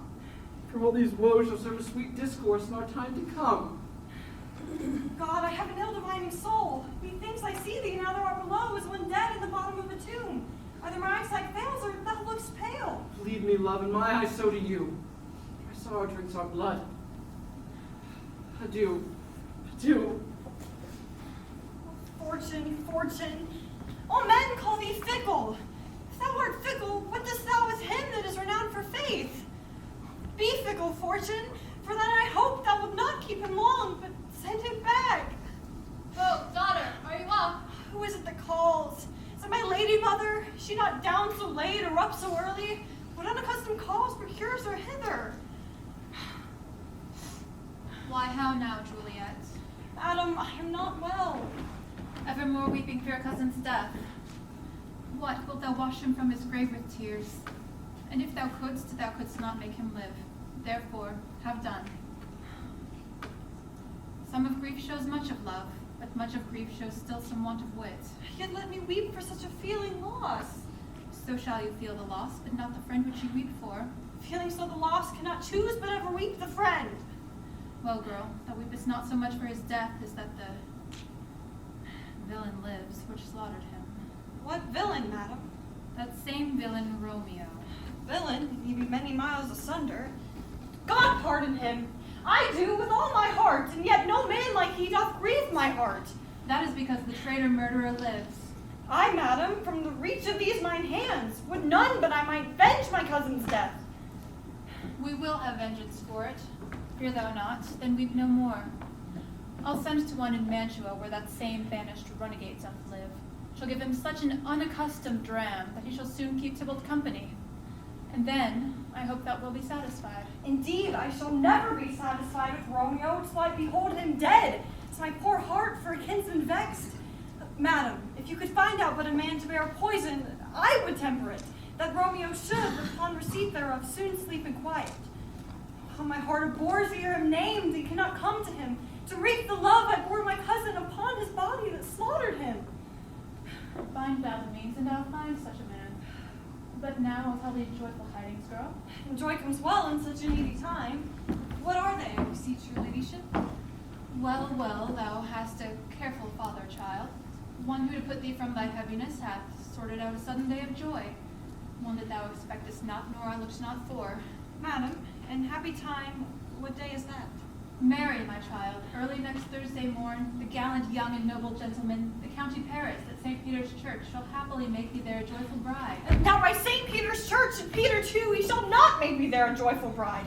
I wonder at this haste that I must wed, ere he that should be husband comes to woo. I pray you, tell my lord and father, madam, that I will not marry yet. And when I do, I swear it shall be Romeo, whom you know I hate, rather than Paris. Juliet! Bitter news indeed. Here comes your father. Tell him so yourself, and see how he will take it at your hands. What? Still in tears?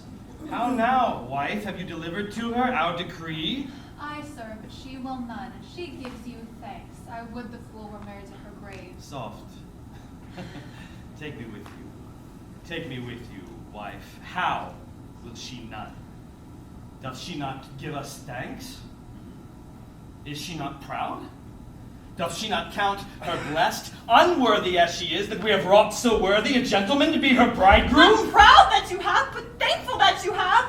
Proud can I never be of what I hate, but thankful even for hate that is meant love. How now, chop logic? What is this? Proud, and I thank you not, and yet not proud, mistress minion you. Thank me no thankings, nor proud me no prouds, but fellow your fine joints against Thursday next, to go with Paris to St. Peter's Church, or I will drag you on a hurdle thither. Out, you green sickness carrion! Out, you baggage, you tell-a-face! By fire, you mad? Father, I beseech you on my knees, and hear me with patience. Hang thee, young baggage, disobedient wretch! I tell thee what, get thee to church on Thursday, or never after look me in the face. Speak not! Reply not! Do not answer me! My fingers itch! Wife, we scarce thought us blessed that God had lent us but this one child, and now I see this one is one too much, and that we have a curse in having her, out on her hilding. Oh, God in heaven, bless her. You are to blame, my lord, to treat her so. Oh, and why, my lady? Wisdom! Hold your tongue, good Prudence, smatter with your gossips. Go. I speak no treason. Oh, Goddy, Goddess. May not one speak. Peace, you mumbling fool! Under your gravity or a gossip's bull, for here we meet it not! You are too hot! God's bread, it makes me mad! Day, night, hour, time, work, play, alone, in company, still my care hath been to have her matched. And having now provided a gentleman of noble parentage, of fair domain, youthful and nobly trained, stuffed, as they say, with honorable parts, proportioned as one's thoughts might wish a man to answer, I'll not wed. I cannot love. I am too young. I pray you pardon me. Well, as you'll not wed, I'll pardon you. Graze where you will, you shall not house with me. Hang beg, starve, die in the streets, for by my soul I'll ne'er acknowledge thee, nor what is mine shall never do thee good. Trust to it, bethink you, I'll not be forsworn. Is there no pity sitting in the clouds that sees into the bottom of my grief? Oh, sweet my mother, cast me not away, delay this marriage for a month, a week, or if you do not make the bridal bed in that dim monument where Tybalt lies. Talk not to me, for I'll speak not a word. Do as thou wilt, for I have done with thee. Oh God, oh nurse, how shall this be prevented? My husband is on earth, my faith in heaven. How shall that faith return again to earth unless thy husband sended me from heaven by leaving earth? Oh, comfort me, counsel me. What sayest thou? Hast thou not a word of joy? Oh, some comfort, nurse. Faith, here it is. Romeo is banished, and all the world to nothing that he dares ne'er come back to challenge you. Or if he do, it must needs be by stealth. Then, as the case so stands as now it doth, I think it best you marry with a gentleman. Oh, he's a lovely gentleman. An eagle, madam, hath not so green, so fair, so light an eye as Paris hath. Oh, I think you happy in this second match, but Excelsior first. Or, if it does not, your first is dead, or for good as he were, as you living here and no use of him. Speakest thou from thy heart? And from my soul too, or else beshrew them both. Amen. What? Well, thou hast comforted me marvelous much. Go in and tell my lady I am gone, having displeased my father to Lawrence cell, to make confession and to be absolved. Marry, I will, and it is wisely done. Ancient damnation! Most wicked fiend! Is it more sin to wish me thus forsworn, or to dispraise my Lord with that same tongue which ye have praised him with above compare so many thousand times? Go, counselor. Henceforth in my bosom shall be twain, all to the friar to know his remedy. If all else fail, myself have power to die.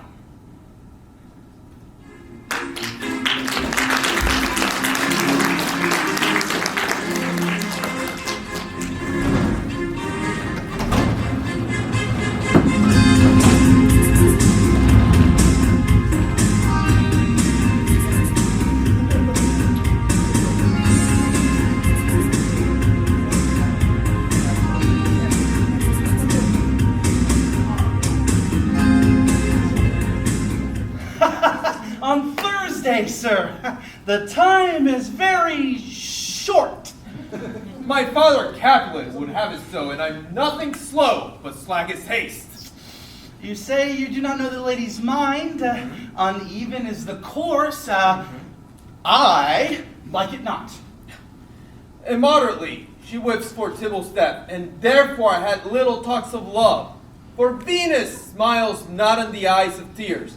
Now, sir, her father counts it dangerous that she doth give sorrow so much sway, and in its wisdom, haste our marriage to stop the inundation of tears, which is minded too much by herself alone, which is given to her by society. Now, you know the reason for this haste. I wish I would knew not why it should be slowed. Oh, look! Here comes the lady unto my cell. Happily met, my lady, my wife. That may be, sir, when I may be a wife. What may be, must be, love, on Thursday next. What must be, shall be. That is a certain text. Come, you have a confession to make to this father? To answer that, I should confess to you. Do not deny him that you love me. I will confess to you that I love him. So will she, I'm sure, you love me. If I do so, it will be of more price being spoke behind your back than to your face. Poor soul, thy face is abused with much The tears. tears have got little victory by that, for it's bad enough before their spite. Thou wrong'st it with tears without report. That is no slander, sir, which is the truth, and when I spake it to my face. Thy face is mine! Shh! And thou hast slandered it. Maybe so, for it is not mine own. Are you at your leisure, Holy Father, now, or shall I come to you at evening mass? My leisure serves me, pensive daughter. Now, good sir, we must entreat the time alone. God shield, I should not disturb devotion. Juliet, on Thursday early I will rouse ye. Till then, adieu, and keep this holy kiss.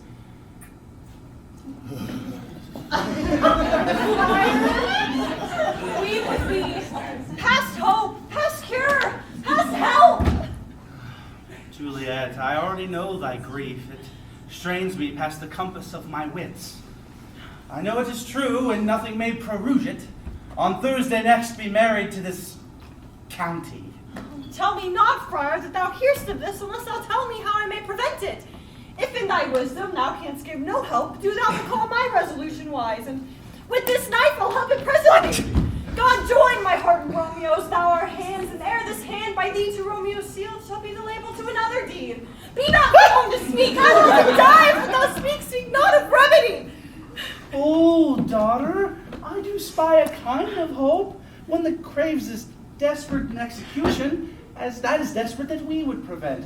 Rather than to marry County Paris, thou hast the strength of will to slay thyself, then it is likely thou wilt undertake a thing like death to chide away this shame. And if thou darest, I'll give thee remedy. And I will do it without fear or doubt, to live an unstained wife to my sweet love. Go then. Go home. Be merry. Give consent to marry County Paris. Wednesday is tomorrow. Tomorrow, look that thou lie alone. Let not thy nurse lie with thee in thy chamber. Take thou this vial. Being then in bed, and this distilled liquor, drink thou off, when presently through all thy veins shall run a cold and drowsy humor. No pulse shall keep its native progress, but surcease.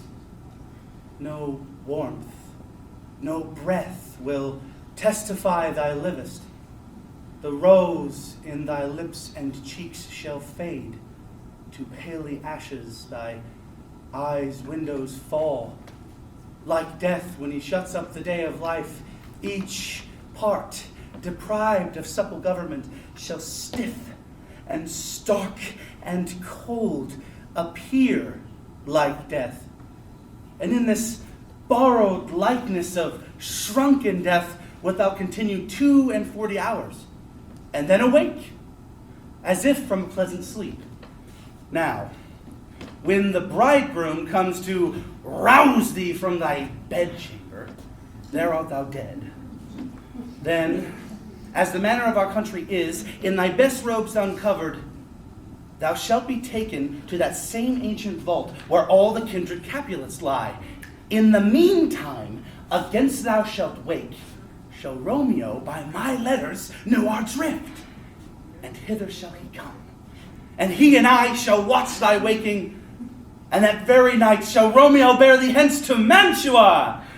And this shall free thee of this present shame, if no inconstant toy or womanish fear abate the valor in the acting. Give me, and tell me not of fear. Go then, be strong and prosperous in this resolve. I'll send a friar with letters to thy lord. Love give me strength, and strength shall afford. Farewell, dear father.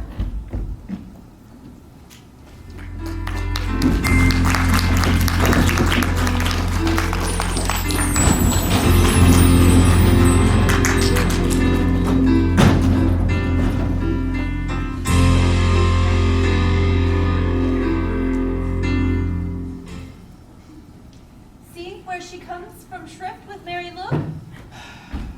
How now, my headstrong? How have you been gadding? Where I have learned me to repent the sin of disobedient opposition to you and your behests, and am enjoined by holy Lawrence to fall prostrate here, and beg your pardon, I beseech you. Henceforward I am ever ruled by you. Send for the county. Let me see the county. I will have this knot knit up tomorrow morning. I met thee with the Lord Lawrence Cell, and gave him what becomes love I might, did not step over the bounds of modesty. Why, I am glad on it. This is well. Stand up. This is as it should be. Let me see the county. I, Mary, go and fetch him hither now, for God. Ah, this reverend holy friar. Our whole city is much bound to him. Nurse, will you go with me into my closet to help me sort such needful ornaments as you think fit to furnish me tomorrow? No, not till Thursday. There is time enough. Go, nurse. Go with her. We'll to church tomorrow. We shall be short in our provision. 'Tis now near night. Tush, I will stir about, and all things shall be well. I warrant thee, wife. Go thou to Juliet and help to deck up her. I'm not to sleep tonight. Let me alone.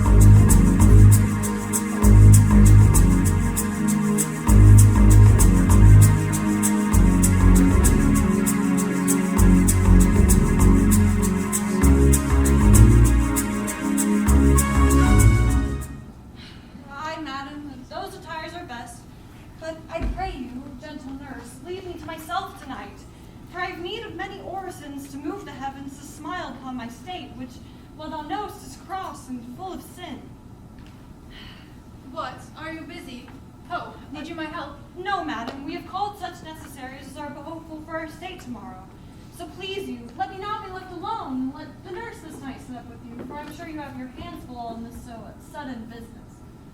Good night. Get thee to bed and rest, for thou hast need. Farewell. God knows when we shall meet again. A faint, cold fear thrills through my veins and almost freezes up the heat of life. I'll call them back again to comfort me. Nurse! What should she do here? My dismal scene I needs must act alone. Come, Vial. What if this mixture do not work at all? Shall I be married then tomorrow morning? No, no. This shall forbid it. Lie thou there. What if it be a poison which the friar subtly hath ministered to have me dead? Lest in this marriage he should be dishonored because he married me before to Romeo? I fear it is. Yet methinks it should not, for he hath still been tried a holy man. How if, when I am laid into the tomb, I wake before the time that Romeo come to redeem me? Shall I not then be stifled in the vault, whose foul mouth no healthsome air breathes, and ere die strangled ere my Romeo comes?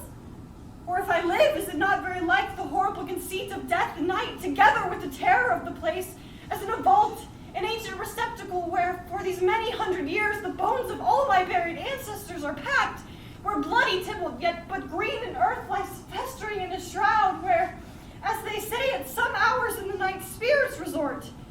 Alack, alack, it is not like that I, so early waking, what with loathsome smells and shrieks like mandrakes torn out of the earth, that living mortals hearing them run mad. Oh, if I wake, shall I not be distraught and environed with all these hideous fears, and madly play with my forefathers' joints, and pluck the mangled Tybalt from his shroud, and in this rage with some great kinsman's bone, as with a club, dash out my desperate brains? Oh, look, methinks I see my cousin's ghost seeking out Romeo that did spit his body upon a weapon's point. Stay, Tybalt, stay! Romeo, I come. This do I drink to thee.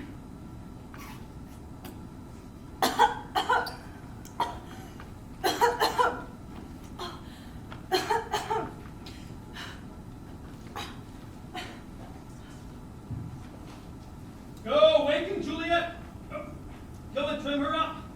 I'll go chat with parents. Make haste, make haste. The bridegroom he has come already. Make haste, I say. Mistress. What? Dressed and in your clothes and down again? I must needs wake thee. Madam. Madam. Madam. Oh, alas. Help! Help! My lady's dead. Oh,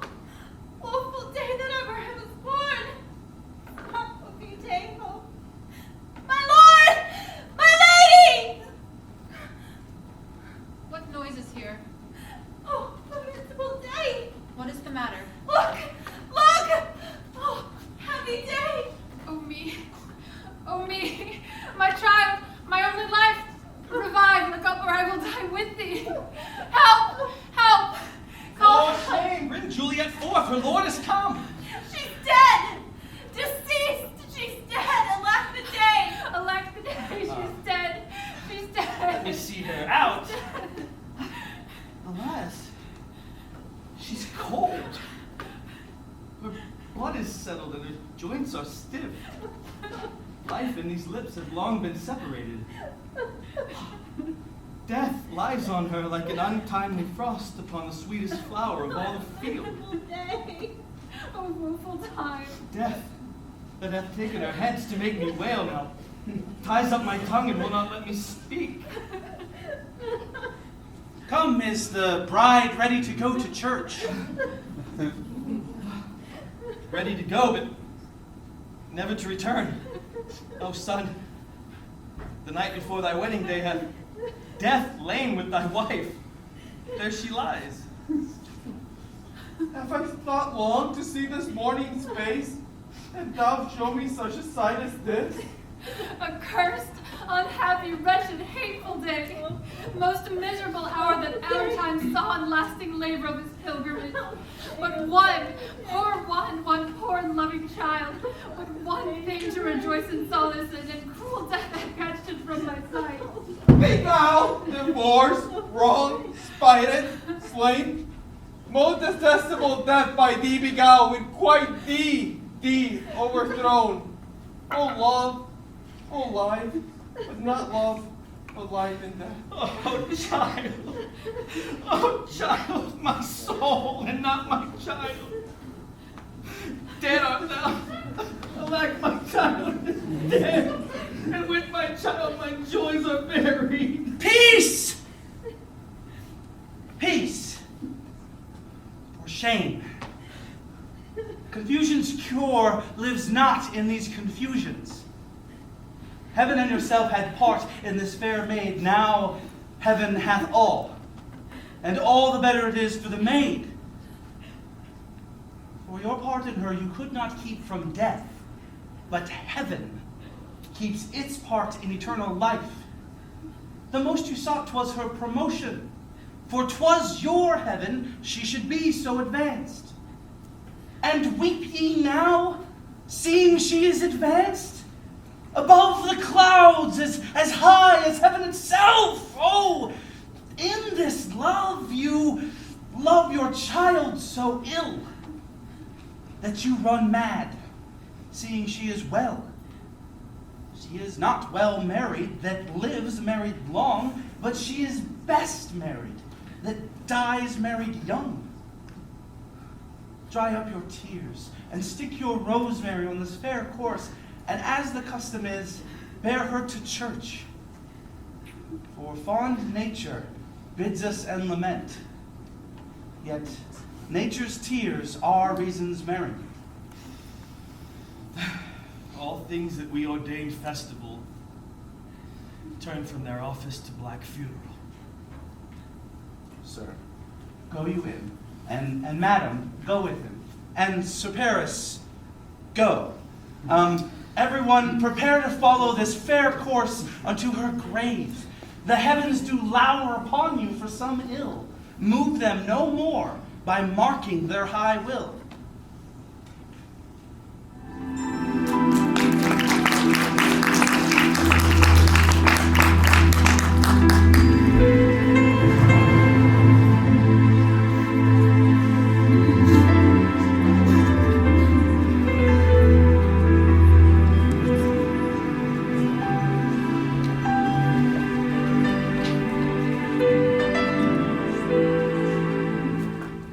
Trust the flattering truth of sleep. My dreams presage some joyful news at hand. My bosom's Lord sits lightly in his throne, and all this day an unaccustomed spirit lifts me high above the ground with cheerful thoughts. I dreamt my lady came and found me dead. A strange dream that give a dead man leave to think, and breathe such life with kisses in my lips that I revived and was an emperor. Oh me, how sweet is love itself possessed, when but love shadows are so rich in joy. News from Verona? How now, Benvolio? Has brought me letters from the friar. Is my father well? How's my lady? What's with my Juliet? And I ask again, for nothing can be ill if she is well. Then she is well, and nothing can be ill. Her body lies in Capel's monument, and her immortal part with angels lives. I saw her laid low in her kindred's vault, and presently took post to tell it you. Forgive me these ill news, since you did leave it to my office. Is it even so? Then I defy you, stars! Thou knowest my lodging. Fetch me ink and paper and hire post horses. I will hence tonight. I do beseech you. Have patience, cousin. Tush! Thou art deceived. Leave me and do the thing I bid thee do. Hast thou no letters to me from the friar? No. No matter. Get thee gone and hire those horses. I'll be with thee straight.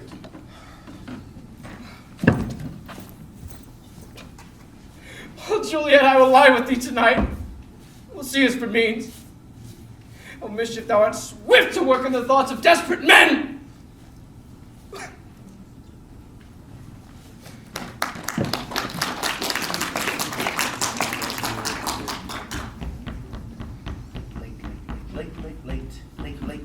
Late. Holy Franciscan Friar! Bravo! This same should be the voice of Friar John, welcome from Mantua.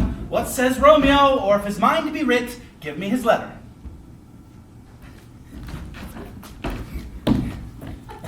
Going to find a barefoot brother out to one of our order to associate me here in this city, visiting the sick. The searchers of the town, seeing that we were both in a house where the infectious pestilence did reign, sealed up the doors and would not let us forth. There, my speed to Mantua was stayed. Who then bear my letter to Romeo? I could not bear it. Here it is again. Nor get a messenger to send it thee. So fearful they were. Infection. Oh, unhappy fortune! This letter was not nice, but full of charge, of dear import. And the neglecting it may do much danger. Friar John, get thee hence from my cell and bear me an iron crow. Go! Go! Go! Brother, I will bring it unto thee. Now must I to the monument alone. In 3 hours will fair Juliet wake. She will beshrew me much that Romeo hath no notice of these accidents. But I will write again to Mantua, and bear her closely at my cell. Yes! Oh, poor living corse, closed in a dead man's tomb.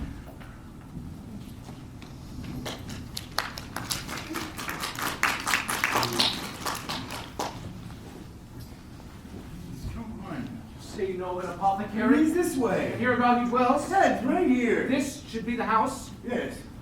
Well, being holiday, the beggar shop shall be shut. What ho, apothecary? Hey. Hey. Who calls so loud? Come hither, man. See that thou art poor. Ho. There's 40 ducats. Let me have a dram of poison. Soon speeding cures will disperse itself through all the veins, that the life-weary taker may fall dead, that the trunk may be discharged of breath as violently as hasty powder fired from the fatal cannon's wound. Such mortal drugs I have, but Mantua's law is death to any he that utters them. Art thou so bare and full of wretchedness and fearest to die? Famine is in thy cheeks, and even oppression starveth in thine eyes. Contempted beggary they hang upon thy back. The world is not thy friend, nor the world's law. The world affords no law to make thee rich, and be not poor. Break, and take this. My poverty, but not my will, consents. I pay thy poverty, not thy will.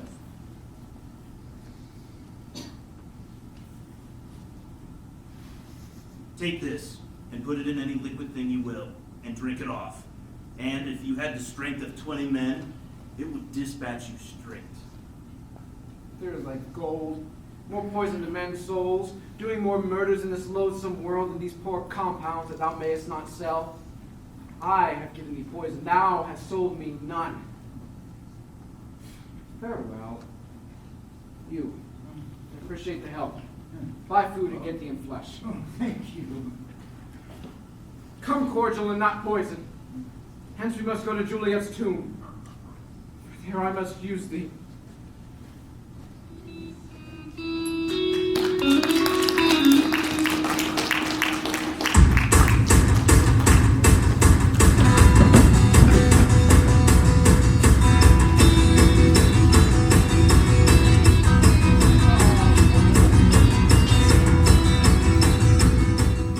Give me thy torch, boy, hence. I said aloof, yet put it out, for I shall now be seen. Under the young yew trees lay thee all along, holding thy ear close to hollow ground. So shall no foot upon this churchyard tread, being loose or firm with digging up graves. If thou shalt hear something, whistle to me. If thou shalt hear something approach, give me those flowers. Do as I bid. Go. I am almost afraid to stand here alone in the churchyard, yet I will adventure.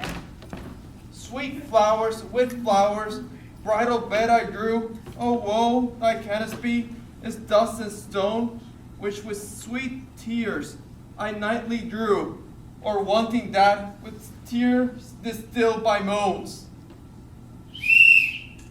The boy gives signal that someone does approach. Who crossed my love tonight to cross my obsequies and tulips right? What? With a torch? Muffle me, knife, a while. Hold, Benvolio. Take this letter. Early in the morning see thou deliver it to my lord and father. Give me the light. I charge thee upon my life, whatever thou hearest or seest, stand all aloof, and do not interrupt me in my course. Partly why I descend into this bed of death is to behold my lady's face, but chiefly to take thence from her dead finger a precious ring, a ring which I must use in dear employment. Do you understand? Leave me. Go. But if thou jealous dost return, intend to pry in what I further shall intend to do, by heaven, I will strew this hungry churchyard with thy limbs, which I will tear joint by joint. The time and my intents are savage wild, more fierce and more inexorable far than empty tigers of the roaring sea. I will be gone and not trouble you. Then shalt thou show me friendship. Take thou that. Live and be prosperous. And farewell, good fellow. For all this same, I'll hide me hereabout. His looks I fear, and his intents I doubt. That is the haughty banished Montague, that murdered my love's cousin. It is supposed that a fair creature had died, and here he comes to do some villainous shame to the dead. I will apprehend him. Stop unhoiled toil, vile Montague! Can vengeance be pursued further than death? Condemned villain, I apprehend thee. Obey. Come with me, for thou must die. Indeed I must, and therefore came I hence.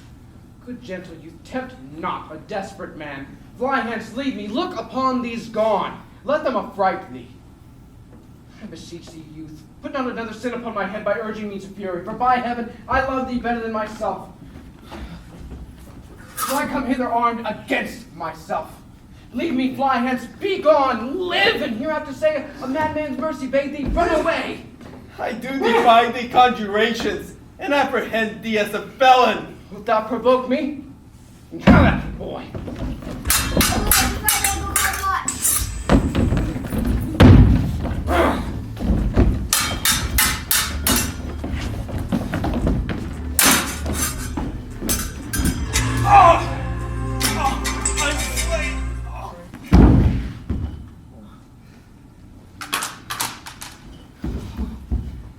Give me thy hand, what worketh me in sour misfortune's book? I will bury thee in a triumphant grave. A grave? No, a lantern slaughtered youth, for here lies Juliet, and her beauty makes this vault a feasting presence full of light. Death lie thou there, a dead man interred.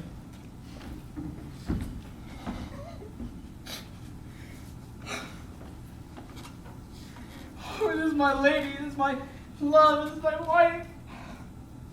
Death that hath sucked the honey of thy breath hath had no effect yet upon thy beauty. Thou art not conquered. Beauty's ensign yet is crimson in thy lips and in thy cheeks, and death's pale flag is not yet advanced there. Arms, take your last embrace. And lips, you the doors of breaths, you are the righteous kiss, a dateless bargain to engrossing death.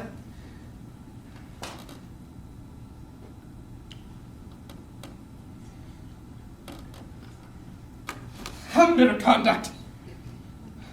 Come, unsavory guide, thou desperate pilot, now at once run along the dashing rocks, thy seasick weary bark.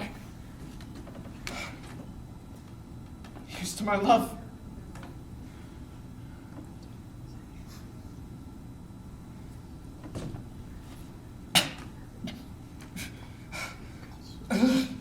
True apothecary, thy drugs are quick.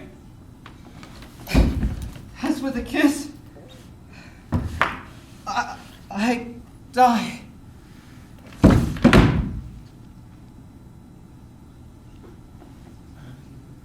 I do remember well where I should be, and there I am. Where is my Romeo? What's here? A cup closed in my true love's hand? Poison I see at this timeless end. Oh, churl! Drunk all and left no friendly drop to help me after. Oh, kiss thy lips.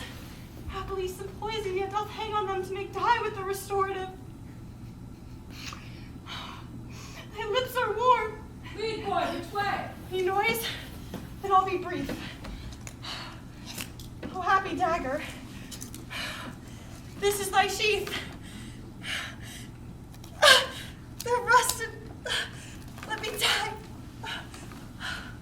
This is the place. Hey, you there! Who? Pitiful sight. Here lies the county slain, and Juliet bleeding. Warm and newly dead, who here had lain these 2 days buried. Go, tell the prince. Run to the Capulets, raise up the Montagues. Here's Romeo's man. I found him in the churchyard. Hold him in safety till the prince come hither. There's a fire that trembles, sighs, and weeps. What misadventure is so early up that calls our persons from our morning's rest? Sovereign, here lies the county parish slain, and Romeo dead, and Juliet dead before, warm and new killed. Search.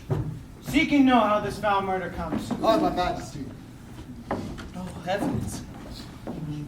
A wife. Look how our daughter bleeds. This dagger, fellow, his house is empty on the back of Montague, and it is missheathed in our daughter's bosom. Oh, me. Come, Montague, for thou art early up, to see thy son and heir more early down. Alas, my liege, my wife is dead tonight. Grief from her son's exile has stirred her breath. What further woe conspires against mine age? Look, and thou shalt see. Oh, thou untaught, what manner is in this? To press before thy fallen to a grave. Seal up the mouth of outrage for a while, till we can clear these ambiguities and know their spring, their head, their true descent. Bring forth the parties of suspicion. I am the greatest, able to do least. Yet most suspected as the time and place doth make against me of this direful murder. Yet here I stand to both impeach and purge, myself condemned, and myself excused. And say at once what thou dost know in this. I will be brief, for it is not long as is a tedious tale.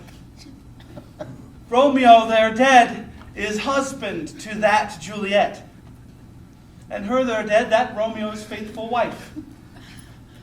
I married them, and their stolen marriage day was Tybalt's doomsday, whose untimely death banished the new-made bridegroom from the city, for whom and not for Tybalt Juliet pined.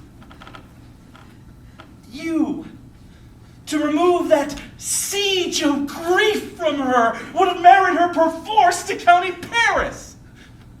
Then came she to my cell, and with wild eyes bid me devise some means to rid her of this second marriage. Then gave I her, so tutored by my art, a sleeping potion, which so gave effect as was intended, for it wrought on her the form of death. In the meantime, I writ to Romeo, as he should hither come, as is this dire night, to help to take her from her borrowed grave. But the man that was to deliver my letter, Friar John, was stayed by accident, and yesternight returned my letter back. Then, all alone, at the prefixed hour of her waking, came I to take her, and meaning to keep her closely at my cell, till conveniently I could send to Romeo.